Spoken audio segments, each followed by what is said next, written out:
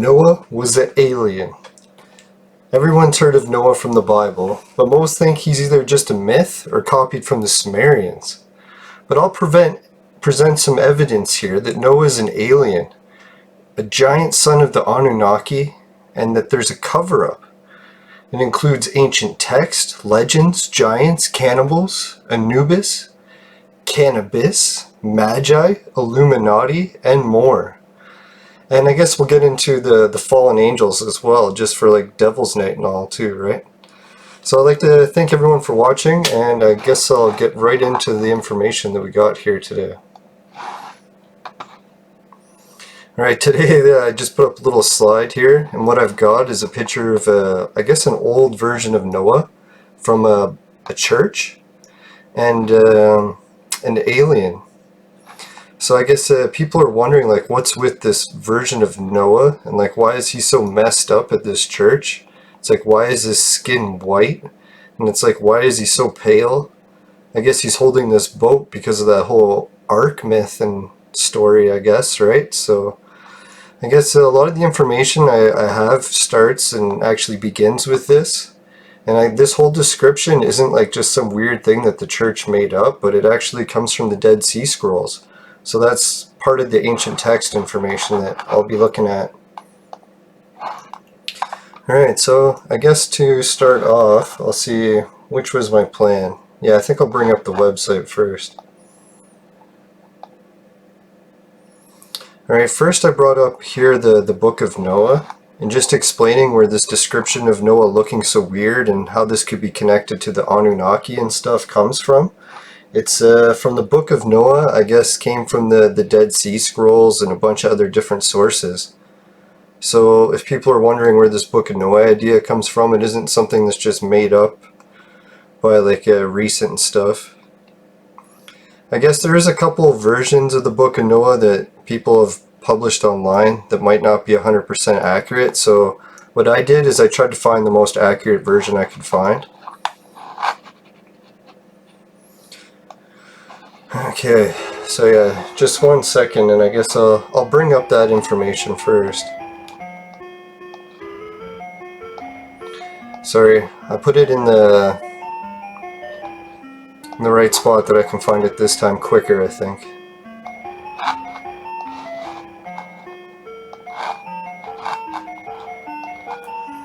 Yeah, I hope everyone's having a good Devil's Night.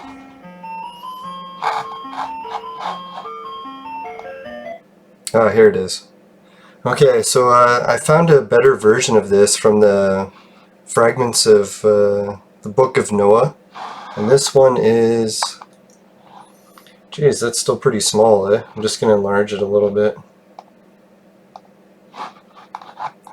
Alright, so this one is I guess it says Enoch, fragment of the Book of Noah, and it's from the Center for Online Judaic Studies. So that's a pretty authentic source rather than just some random guy off the internet.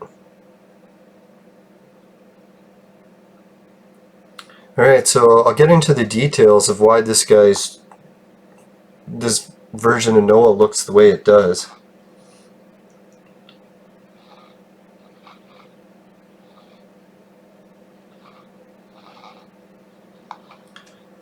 Alright, so we got this guy, and he had his son, and it says here that his wife had him, I guess Noah's dad, and his body was white as snow, red as rose, and the hair on his head was as white as wool. And his demeanor are beautiful, and his eyes... Here, I'm going to have to zoom out a bit. I think I'm missing some of the text here. Yeah, it basically says that his skin was super white, and some people think that he might have been albino. Something to do with like the Anunnaki and how their skin might have glowed too. And yeah, and I guess his son was so white, or his skin was so white that it glowed. Yeah, and his skin glowed and actually lit up the house. That's pretty wild, right? So that's almost like alien type stuff, isn't it? Like, if your skin is glowing and it's so bright that it's lighting up a room, no, I'm pretty sure there's not too many regular people that are doing that, right? Not that I've ever seen before. Well, not that often, I guess. It's like just when you try to say something that you've never seen, and then all of a sudden you think of some time you did. Always an exception, right? So anyways, and part of this talked about too, where he accused his wife of having an affair with the fallen angels. Pretty sure it says that somewhere in there. So yeah, I think that's pretty wild that this text is, if anyone wants to read the whole thing, I think I included it in the link description, and if I didn't, it should be below soon. I'll make sure to do that after the show is done.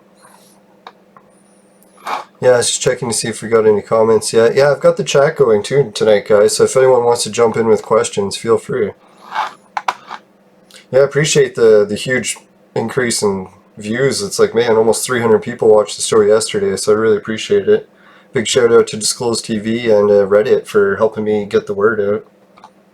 Maybe don't share it too much anymore, guys, because I don't want to get this show huge and get so nervous that I keep saying like and maybe, or what is the other one, guess all the time. Yeah. Alright, so I guess I'll bring up a couple. Oh, there's the guess again. Next, I'll bring up the slide for the show. How I started researching this whole mystery was doing some stuff up north. And basically I was looking at different ancient sites and looking at how they connected to the Magi that I'm always talking about. We found this place up here called, well, it's not called King Solomon's Gold Mine, it's currently called Kirkland Lake Gold, but it has the best gold in the world. It's got an ocean shipping route along the St. Lawrence River. It's taking the gold all the way to the ocean and back to the Holy Land in the Mediterranean. And they got this Solomon's Temple drop-off area that was supplying gold for, I guess, sorry for the, I guess, the Thracians up north, and also the pyramid building. Like they were saying they had lots of copper that was always needed for the pyramids. So I was thinking, yeah, that has something to do with the shipping, because they were taking a lot of copper apparently in the old Great Lakes copper mines in Michigan. I'm sure that people have seen a lot of shows and mysteries about that all. So yeah, so that's how I got involved in this, checking this spot out here in North America. And the part that was weird that came up to Noah was that one of the towns that was involved in this shipping has an ancient name from the First Nations people called Magog. And I guess that name, I figure that name translates from the Abenaki or the Ojibwe into large expanse of water. So yeah, that's quite the interesting name when you think about Noah and his sons, that one of Noah's grandsons was named Magog, and here we have in North America a really ancient place with the name Magog that means coming from a large expanse of water. Almost like someone who came across the ocean sort of thing. So I watched a lot of shows and found out, read a lot of books and websites about different theories on who could have been shipping this gold, and it turns out it was likely the Phoenicians. And lo and behold, the Phoenicians connect to Noah in their bloodline. So I thought that was pretty wild. Like here you have in Lebanon, the ancient capital was Sidon, and Sidon was also one of Noah's grandsons. So that's why I'm thinking that's the case. And then here's where I put where the ark landed, apparently from the flood. The flood has like a whole bunch of stuff that throws people off when they start thinking about how it's more than likely fake. But what gets me about that is people don't even know how animal evolution works to begin with, right? Sorry, this is just a menthol inhaler. There we go. Now this thing does wonders for my sinuses. Helps me pronounce my words a little bit clearer, I hope. So, yeah, so that's where we got the idea that Noah could be involved in this whole situation. And that Noah's lineage connects to the Anunnaki and the fallen angels. This was one of the first clues, is that Göbekli Tepe site. Sorry, I can never pronounce that one properly. So yeah, Göbekli Tepe is a pretty wild place, and it's got a lot of the symbolism of the ancient Anunnaki bags and that bird. And even the ball game, which I find that pretty wild from I always research the ball game and the Aztecs and all that. I won't get too much into those connections in this episode, but alright, so I won't spend forever on that slide. I'll get on to the next one.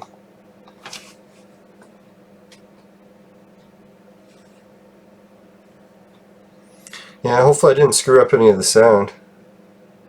Hey, Curtis just joined the show. Hey Curtis, thanks for tuning in. Yeah, so the similar bird is found on Easter Island. Yeah, that's true too, right? Like those pillars on Göbekli Tepe have a lot of similar symbology. Okay, sweet. So where was I? The Phoenicians. Yeah, there's some pretty wild evidence that the Phoenicians were actually the guys that came to trade with the people in South America, just because their appearance was pretty drastically similar to the Spaniards who came later. And the Spaniards also happened to conquer the land of the Phoenicians in Spain, so it might explain why the Phoenicians never came and were replaced by them. Now it's wild too, the Phoenicians had the big beards. I'm pretty sure their hair was more reddish though, because you have the Quetzalcoatl legends, or the legends about the guy who had red hair that was apparently coming to the Americas and teaching people a lot. And the Phoenicians were known as teachers too, so that's another coincidence maybe, or it could be a clue. But yeah, and the Phoenicians were known for building giant ships, and the ships had the same design, even like flags, as the Viking ones. So it's almost like you see the bloodline connection going, right? Yeah, it was pretty wild too. It's like the Phoenicians had this stuff going about pyramids, or not pyramids, the Sphinx, and mummies. Two costumes that you might be seeing for Halloween tomorrow. Hopefully, if anyone has cool costumes. Yeah, and here's some of the bloodline stuff for Noah. I guess I'll bring up the Wikipedia page after this one. Yeah, it's got the Magog place. I guess Curtis was originally from Magog, so that's a neat coincidence that Curtis turned in for the show. Thanks, man. No, and then the base in North America has a red thing around it, just because the First Nations had legends about how they killed off most of the red-haired giants because they were into the cannibalism stuff. So that's why I put them in red, because they pretty much died off. The Gales and Scythians are part of Noah's bloodline too. And it's those red-haired guys in, I guess, parts of Europe. So they got wiped out, and they ended up having to retreat to Ireland too. I'll get more into the why in a second. Yeah, I guess I won't cover too much of Noah's bloodlines here, because a lot of it's a bit confusing, without showing some other sides to explain it. But yeah, there's Sidon, the capital of the Phoenicians, so you can see where Noah's bloodline connects into that. Alright, so I guess another good one to bring up.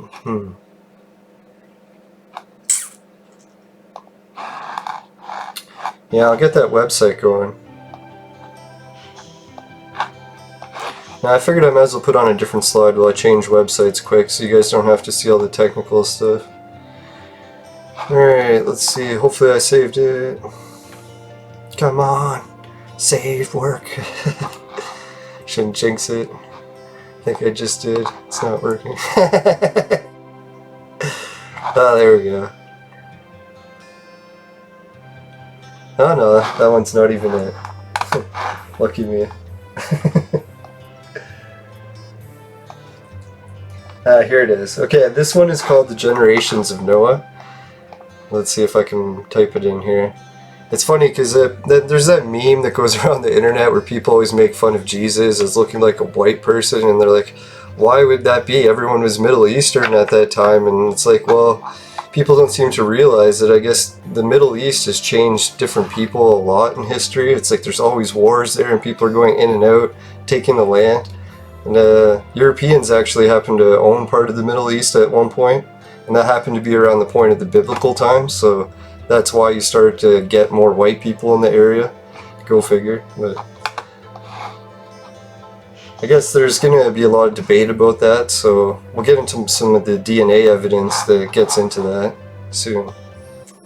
Alright, so here's the generations of Noah, and it's funny because like even the Bible, like if you ask like a priest in a Roman Catholic church is like what I grew up in, I asked them about like who's the people from the Bible, like who are we talking about? Middle Eastern people here, like black people or Asian people, or like who are these people, right? And then a lot of the priests would just be like, oh, we don't really know who it is. It's pretty ambiguous. Could be anyone, right? It's like, okay, so I guess that works out great for your donation bin, eh? It's like anyone can come in and throw in money and say it could be them, right? But I'm sure there's other reasons to why they do that other than the whole donation thing, but anyway, so it's like, it turns out the Bible has this whole thing, generations in Noah. For the whole time, it's been saying that it's been the European people. It goes on and on. Like here you have the different guys that are Noah's sons and all the different European people that he descended from. And I guess all this information's been basically been taken as pseudoscience for generations because people thought it was racist and there was no DNA to back it up. But we really didn't have to wait too long. Yes, where is it? It's funny how Fox News, I guess, was the one to cover this, go figure. But DNA from the ancient Phoenicians stuns the scientists, right? Because they've been calling it pseudoscience for the past few decades. When they found out that the Phoenicians, the guys on those generations in Noah, it turned out that they were Europeans. It's like, oh, this whole time we've been mocking it as pseudoscience, and what do you know? Turned out to be true. So yeah. So I guess people from the Phoenician area, like where Jesus was from and stuff, that's why, who was it, Da Vinci would be painting Jesus with red hair and such. The Phoenicians were known, or this, what is it, a haplogroup or whatever, was known commonly to have red hair, or I guess it's rare and has red hair.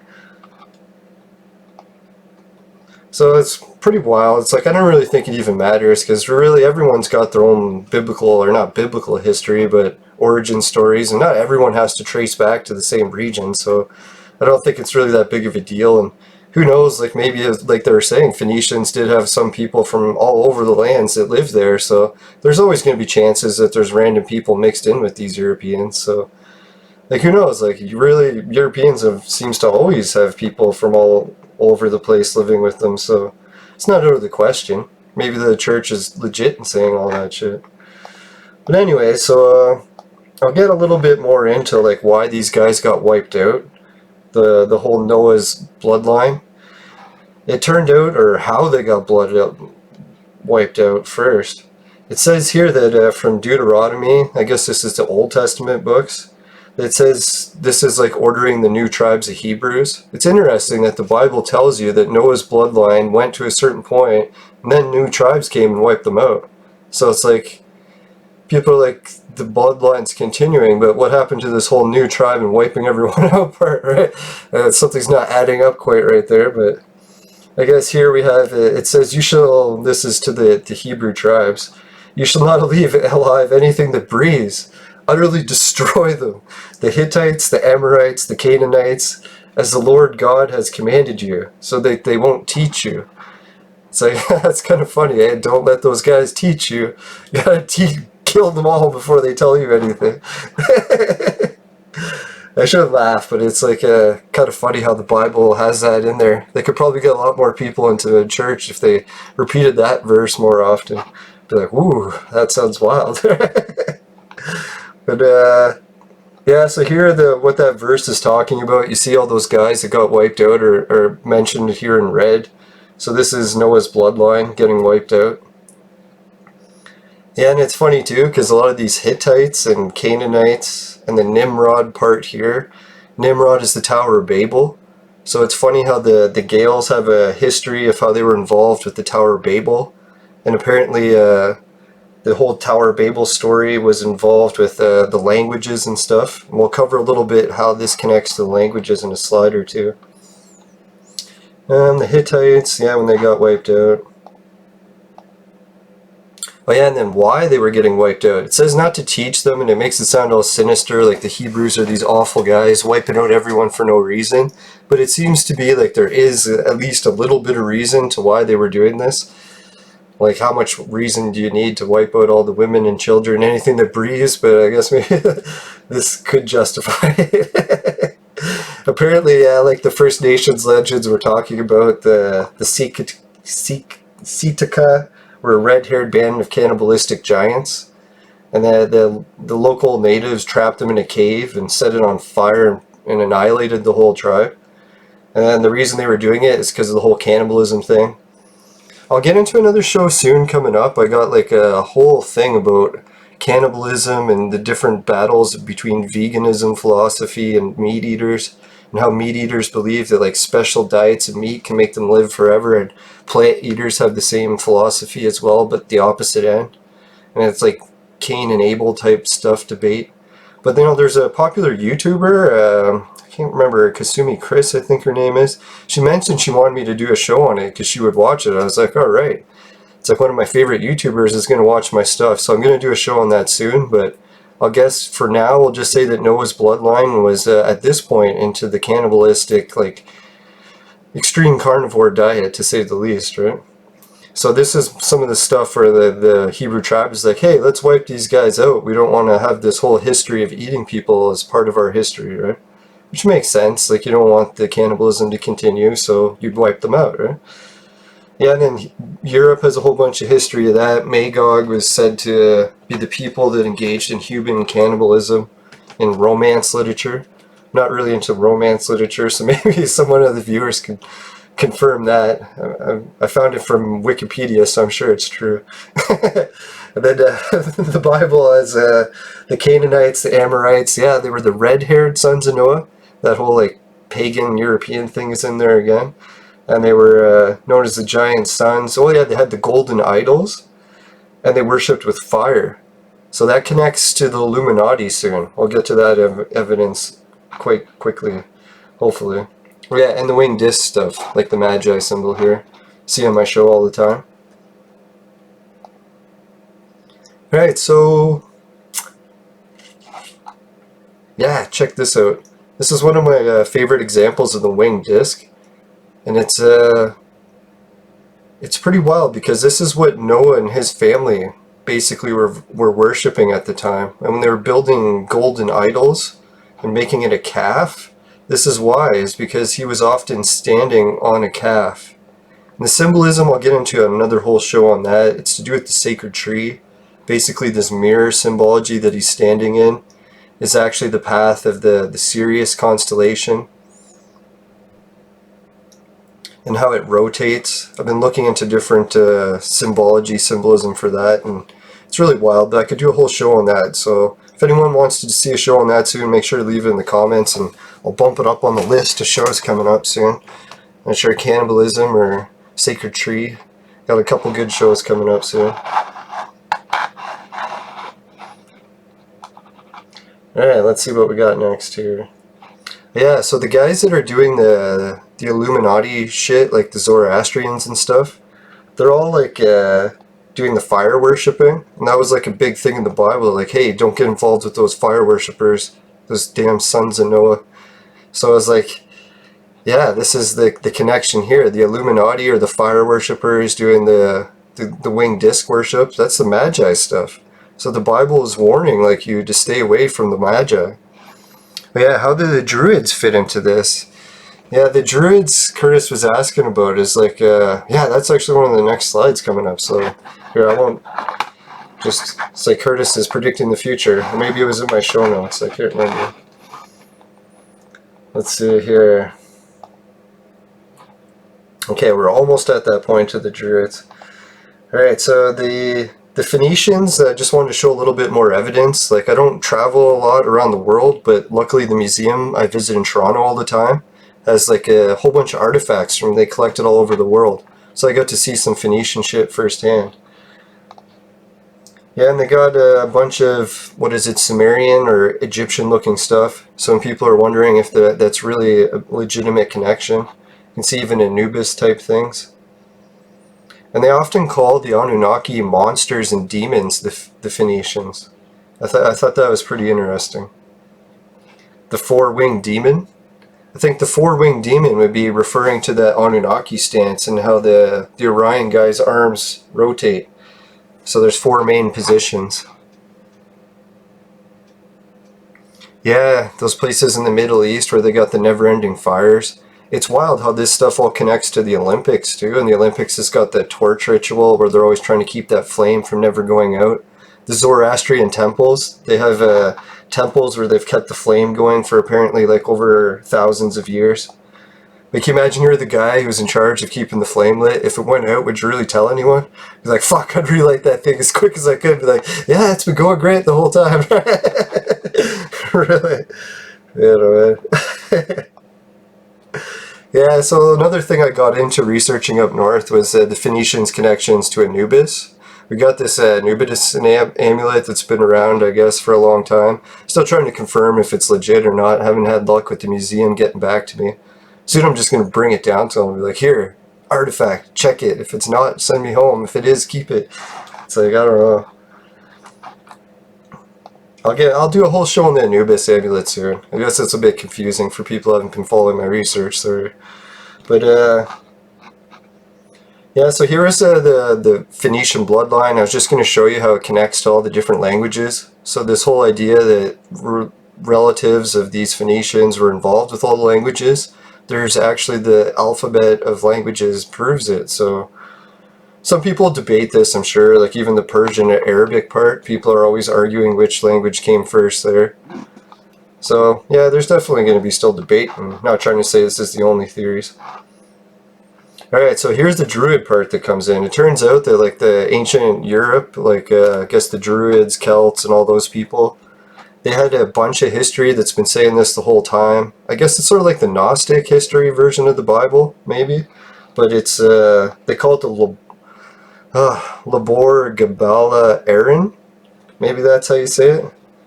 The LGE history, I guess I'll call it.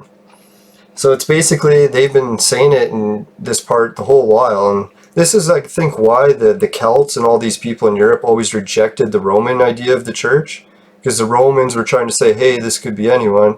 And then the Irish people are like, fuck that shit, this is our history, why are you guys telling it could be anyone, right? So I'm pretty sure that's why they didn't jive too well together. But anyways, this ancient Europe or Celtic history talks about Noah's sons and how it's all their bloodline and shit. The Scythians. Oh yeah, and the Scythians is a wild thing on here. Like I was mentioning, this connects to cannabis. And it turns out the oldest, like, talk of any source of cannabis turns out to be from the Scythians, or people talking about seeing the Scythians use cannabis. Like, hey, those Scythian guys got cannabis vapor, and it's really good, it makes them happy. It's like if they were cannibals, it must have maybe gave them the munchies too, like the worst, right? It's like, oh, that was too much. But I guess for Devil's Night, man. So another the reason too that I guess it wasn't just the cannibalism is they talk about in history that these red hair people had shitloads of gold that they were shipping from unknown places, hence North America, and they wanted all their gold, so they wiped them out and took it. And I guess it was the Persians helped do that. But I think technically the Persians are some of the sons of Noah in that same generations thing. So it's often like the same bloodline of Noah's generations fighting each other. That's the fucked up part about history here too. So it's like, when you try to blame one people, it's like, really, they're all the same people. And it's like, I guess the Nazis used to bitch and say that different Europeans weren't really Aryans and stuff, but if you look at the Noah's history, it's like almost everyone connects back to Noah. And that whole thing where he's albino, I think that's where the DNA shit comes in. Like, we don't know how glowing DNA works or Anunnaki DNA, so maybe they can have more than a few inbreeding things going on before a lot of fucked up abnormalities start occurring. That's just a theory, so. But anyway, so yeah, that's what it was happening here, and they were stealing a lot of the gold. And it's interesting that a lot of this gold and fighting is still going on with the Zoroastrians and the Persians today, and even the Arabs, like this whole thing with Iran where they're fighting over shit, like a lot of this connects right back to this stuff. Yeah, and it's funny too, like people talk about the church and it has nothing to do with the Sumerians and all that stuff. You can just look at the basic stuff from the Toronto Museum. Like these pictures of the, what is it, the European examples of the Adam and Eve story. This is the Anunnaki sacred tree. It's like anyone who researches the tree knows exactly just by looking at it. It's like you got the coiled snake and people mirrored on either side of it, grasping onto the serpent for knowledge. That's like the basic symbolism of the sacred tree. Like here you see the Assyrian version. And the Assyrians are also on that list for the sons of Noah. So they were right into this. This is the Magi, right? I put up at the top an example from, I think it's near Turkey, that got smashed. Some of the Hittite stuff. And I put it above it so you could see it. I was just showing, like, hey, if these guys wanted to smash it and hide up the connections, like, they must have needed to smash it a bit more, because, like, I could really tell that's still that, or I don't even think you have to be staring at it for hours like I do. You can see the wing disc there above the tree. So when they went around smashing everything and killing everything that breathes, they didn't completely wipe it all out. And the Hittites that are on that Noah's list of generations, turns out we got the information here. The Hittites were part of Turkey, and some of the oldest European languages are the Hittites. So, and they were fluent in cuneiform and I think, what was it, modern European languages? I guess not that modern, but so it's neat that this is like the missing link where we went from understanding cuneiform to no longer understanding it. It was like Hittites were the last people. And they got wiped out by the Bible, weren't supposed to teach people. It's like now we're starting to see why they weren't supposed to teach them. Weren't supposed to teach them the cuneiform Magi stuff. It's funny, Jesus was visited and got taught it all again, so as much as they tried to stop it, they really can't.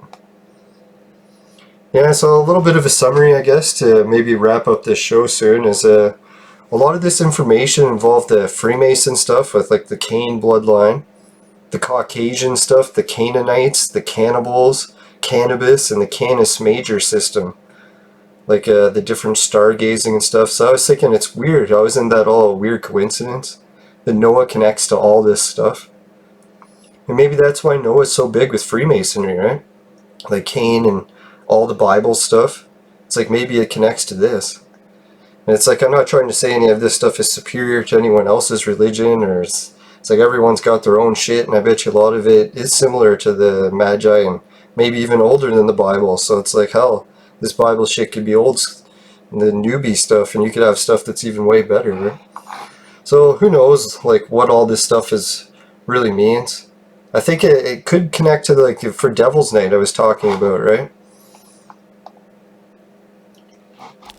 It's like for Devil's Night, we always talk about how it's like the demons and the Anunnaki, or maybe the Anunnaki are demons, like the fallen angels, the Watchers.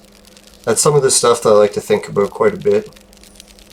It's like, I thought it would be a good night for Devil's Night to do a show about that. Yeah, so what do you guys think? Have you ever thought about the idea that maybe Noah is like one of these fallen angels, or his dad was right that his mom did have an affair with a Watcher or an Anunnaki, and that's why Noah's skin was glowing? I don't know, it's a pretty wild theory, but I guess I covered quite a bit of the evidence for it. I don't want to get too deep into a lot of the side evidence, so yeah, I guess I hope everyone has a pretty wild Devil's Night. Hope I didn't freak everyone out too much about talking about cannibalism and stuff, and yeah, I hope that you can switch to eating chocolate tomorrow night, right? Alright, so thanks everyone, and thanks Curtis for watching the show, and yeah, I guess make sure to subscribe, like, and don't share, because I'm pretty sure people are going to get weirded out if you share this on your timeline. Alright, have a good night, and see you later. Noah.